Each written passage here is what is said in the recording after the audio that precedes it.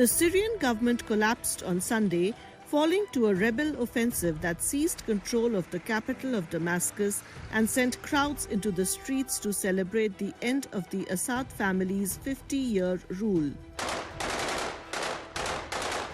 Syrian state television aired a video statement by a group of men saying that President Bashar Assad had been overthrown and all prisoners had been set free. Sunday's events brought a dramatic close to Assad's nearly 14-year struggle to hold onto control as his country fragmented in a brutal civil war. Hayat Tahrir al-Sham, which is a group in the northwest, had taken lead along with the Free Syrian Army and several other smaller groups, had taken major towns, especially from Aleppo, Hama and Homs. And now the reports today have come that they have also entered Damascus, which means the capital. And some reports are indicating that the army says that President Assad's regime is no longer there. So it appears that President Assad has left the country and his regime has fallen as per the recent reports. According to defense experts, years of public discontent, military weakness, and dwindling support from allies like Russia and Iran fueled the government's collapse.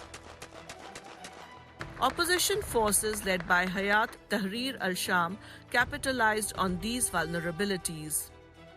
Assad government had been surviving for the last almost 10 years with the help of Iranians and Russians.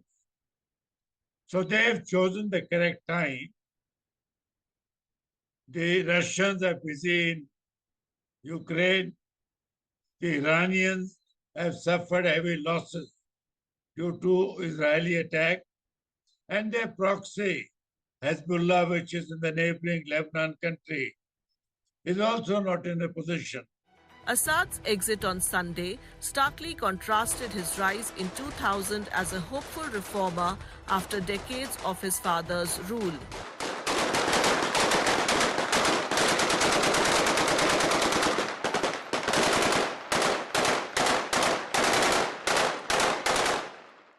At 34, the Western-educated ophthalmologist seemed mild-mannered and tech-savvy.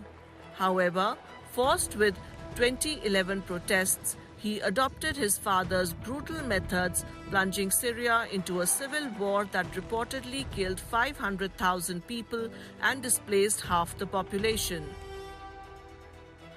In November, a surprise offensive by opposition forces led to a rapid collapse of Assad's military.